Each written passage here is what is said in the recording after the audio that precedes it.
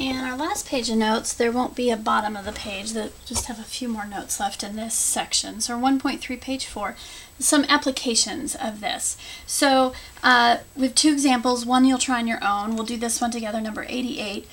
The directions ask us to determine which type of numbers are appropriate. Now again, the type is what we've been talking about this section, naturals or counting numbers,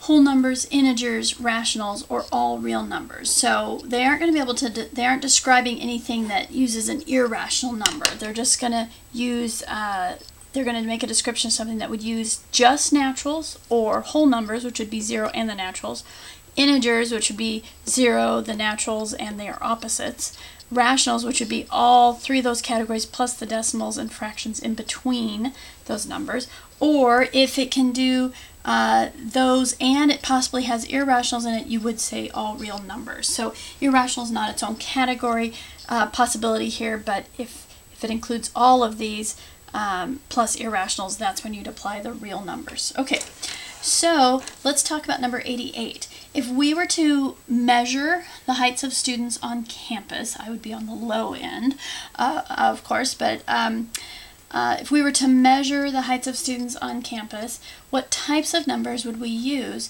to be able to describe those heights? Well, if you don't think of the answer right away, come up with some examples for yourself. So you might measure somebody at 5 feet 5 inches. There might be another person at 5'9", another person at 5'3", another person at 6'6". Okay, that would be typical measurements of people. Now, what would be the numbers we'd use to represent? Well, it would be 5 and 5/12. 5 out of 12 inches there, or yeah, 12 inches in a foot, so you'd have 5 out of 12. 5'9" could be written as 5 3/4.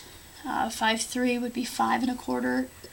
6'6" would be 6 1/2. So what types of numbers are we looking at? Well, they're mixed numbers. They involve fractions. So we know it can't just be the naturals. No, there's way more height sizes than 4 feet, 5 feet, 6 feet, 7 feet. There's all the ones in between too. And it won't, in the wholes, of course, integers, we don't have negative heights. So rationals are going to be the types of numbers that we need. We need ones that can be put in a ratio form and fractional form. They have a decimal that ends or repeats. So these are rational numbers. Here's our answer here. So then I want you to think about number 90. What types of numbers would we use to describe class sizes of algebra courses? Go ahead and press pause and then come back when you've got a decision. Okay, so after you tried a few examples of the class sizes of algebra courses, we have about 32 people in our class currently, then the answer would be that we would use the natural or the counting numbers to describe class sizes. Okay, that takes care of section 1.3. We'll see you in section 1.4.